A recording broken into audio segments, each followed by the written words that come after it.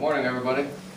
My name is Sedgwick. I'm the American ambassador here, and I'm thrilled at this great turnout today for the Royse law firm. And I wanted to talk just for a minute before I introduce Roger, and just say how glad I am that you're here. This is a real, I talk a lot about trade between Slovakia and the United States, and usually and often it's the Slovak ministries wanting American investment to come to Slovakia. And as long as this investment is not somehow displacing jobs, which is typically not the case, and of course we're very happy to have further American investment here in Slovakia with Honeywell coming and so forth, and they're creating another 1,000 jobs in Prešov, and all the American companies are very happy here.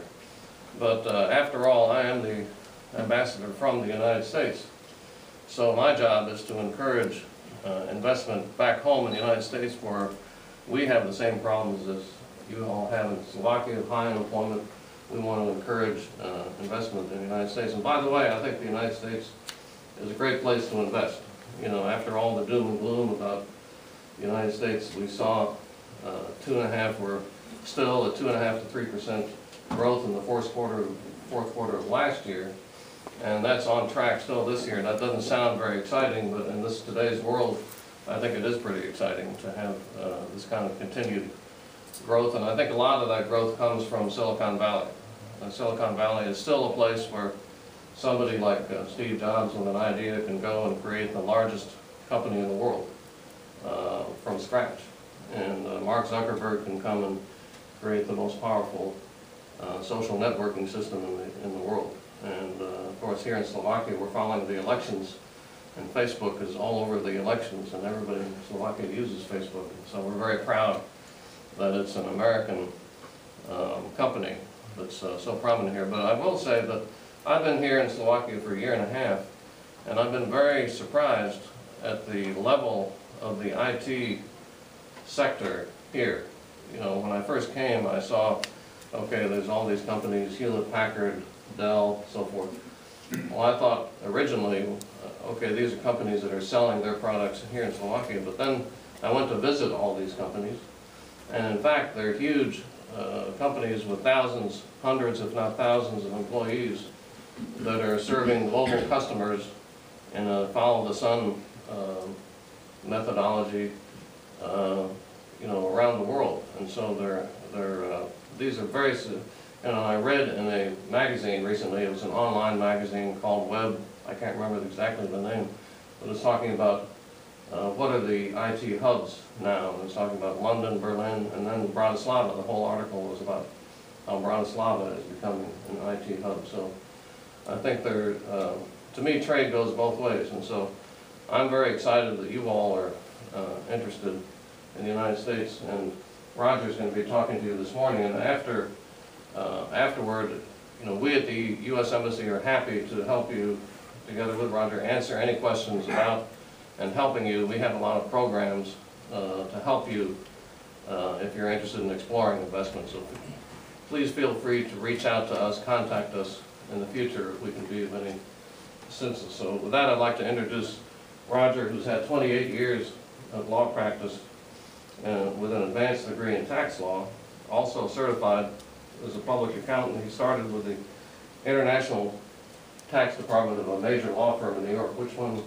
Milbank Tweed. Milbank Tweed, which is I know for a fact that that's a very, among the top tier of law firms in New York City. And he now focuses on business, corporate, and tax law for emerging growth companies. He's a frequent speaker, author, and blogger on legal topics. He's the author of a soon-to-be-published book called How to Avoid Legal Mistakes That Will Kill Your Startup. He's also the owner of a resource site called Royse Link, which matches founders. It's a networking site that matches founders with investors and advisors.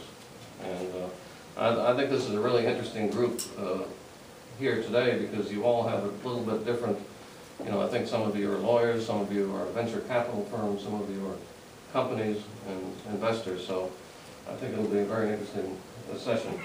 And Roger is the founder of Royse Law Firm, which has 15 lawyers and 3 offices in Northern and Southern California, working primarily with technology companies, many of which are non-U.S. companies expanding to the United States and Silicon Valley in particular. And finally, his law firm handles every phase of a startup from in the middle market, and also works very closely with the venture capital community. So with that, I'd like to turn it over to Roger. Roger, thank you for coming. Okay. Thank you, Ambassador Sedgwick. I'd like to thank the U.S. Commercial Service for organizing this. So every morning when I get up and I drive to work, I drive past companies, names like Facebook, sometimes eBay, Hewlett-Packard, Apple, Microsoft, Intel, Cisco, all of the biggest names.